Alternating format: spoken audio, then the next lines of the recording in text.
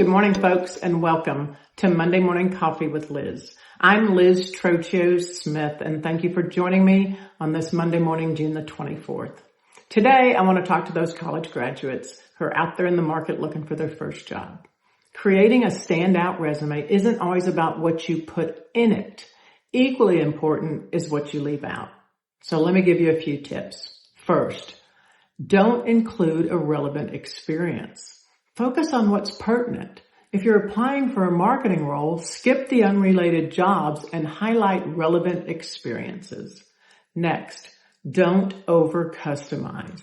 Instead of tweaking your resume for every job, create a solid version that fits a job category. Create a similar job description and identify common responsibilities and reflect those in your resume. Next, over-designing. Keep it simple. A straightforward, well-organized layout is crucial. Use standard templates and avoid creative designs that can confuse recruiters or disrupt application tracking systems. And lastly, please don't send from an unprofessional email address. Use a professional email address and avoid odd or outdated domains. And while you're at it, name your resume file appropriately, like your name _resume, and always submit it as a PDF. You don't want your email to be the reason your resume ends up in the trash.